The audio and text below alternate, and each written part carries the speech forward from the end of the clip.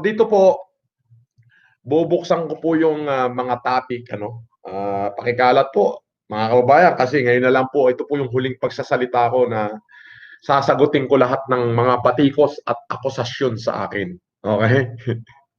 Ako po'y tahimik lang at ayoko sanang magsalita, pero this time, magsasalita na ho ako. Ayan, mukhang magandang topic yan. Unahin po natin tong yung kumakalat yung picture ko na may hawak-hawang gold bar. At ang sabi, mag-ingat kayo sa nagtitinda ng peking gold bar. Una, higit ho sa lahat, hindi yung hawak kong gold bar ay totoong ginto po yun. Yun ho ay totoong ginto at ibinigay ko sa aking kaibigan. Hindi ko ho pinagbili, ibinigay ko lang. Alright?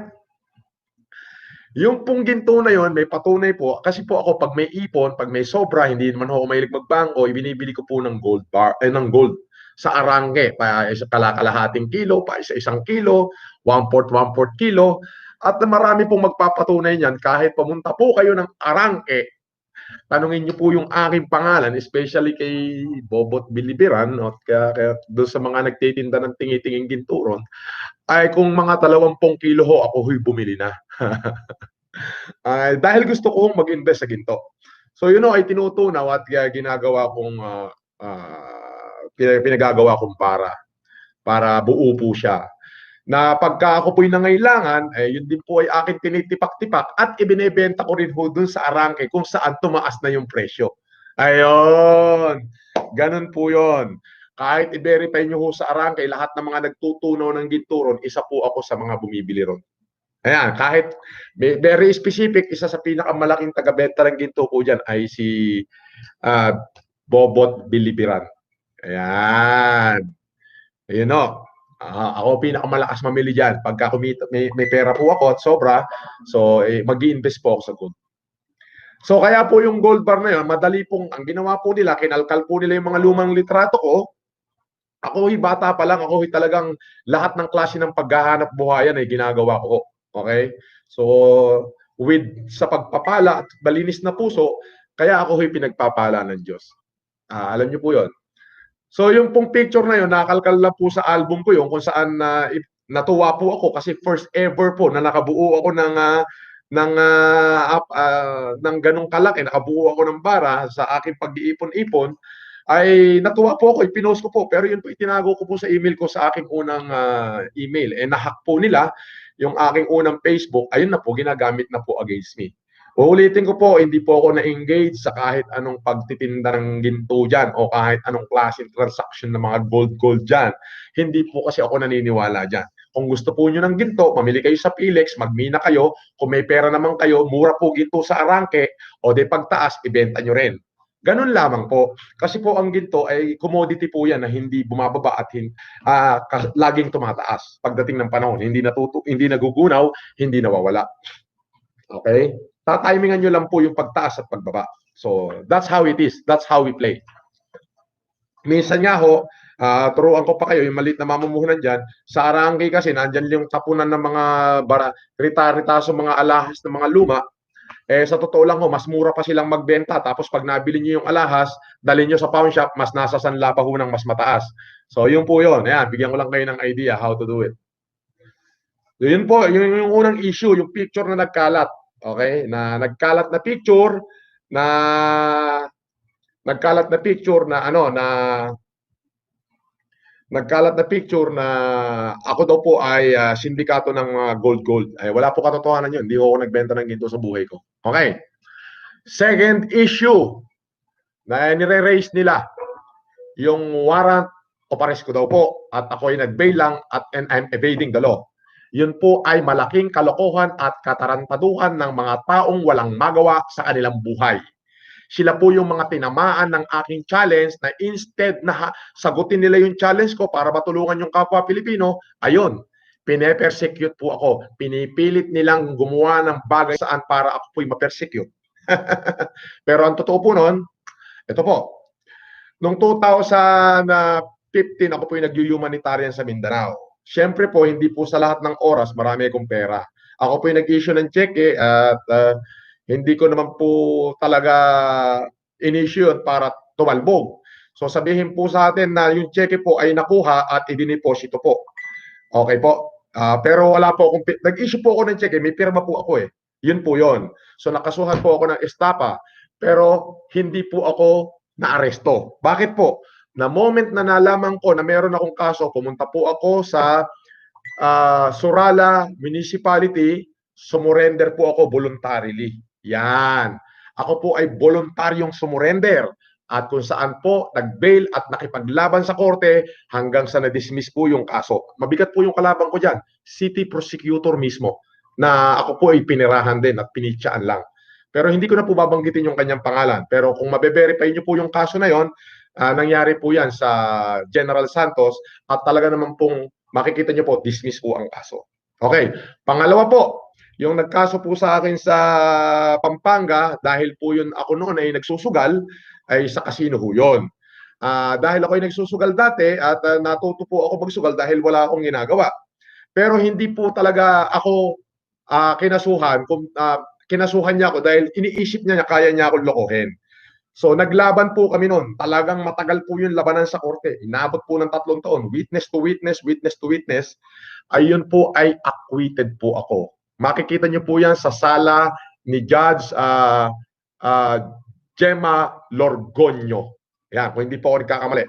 Judge Lorgonyo po ng Regional Trial Court po ng Region 3. Yan, sa may ano po yan eh, sa may Pampanga po. Acquitted po yon, as in yung kalaban ko pa ho ang nagbayad. Ayun po yon. Yun po yung dalawang kasong kinaharap ko as Francis Leo Marcos. Okay po. Another issue is Norman Mangusin and Francis Leo Marcos. They asked if it is the same person. I said yes. I was once Norman Mangusin and I am Francis Leo Marcos. This is the story. I know myself I am Norman. Until suddenly, my mother told me that hindi ko kayang nahihirapan ka. Ikaw yan. This is you. Karapatan mo yan. You're a Marcos and this is your name. Francis Leo Marcos. Ano pong karapatan kong kontrahin ng aking ina? Nanay ko po yun. Siya po ang nagbigay sa akin ng buhay.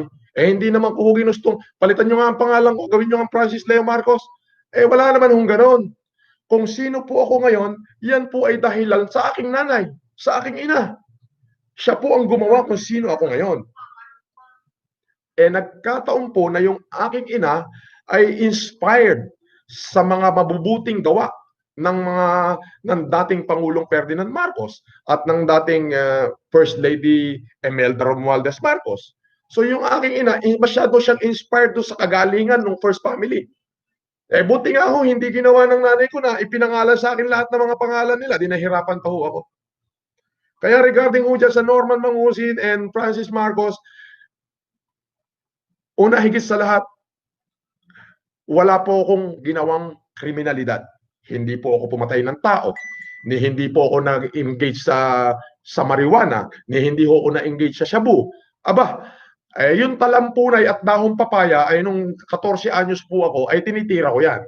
Yung dahong papaya, binabalot ko ho yun. Tapos yun ay hinihitid ko.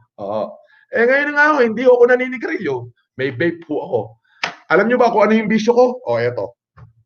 Ito, pakikita kong bisyo na talagang hindi ko ho i-deny. Kulambo sa paa. Iyan ho ang aking issue. Ayun. Alam niyo po dito sa ginawa kong challenge, sa ginawa kong pagtulong sa ating mga mamamayang Pilipino, marami po akong nasaling.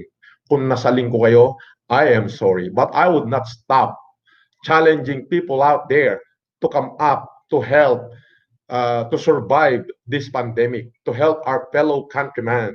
Katulad po ng sinasabi ko, we are battling against evil.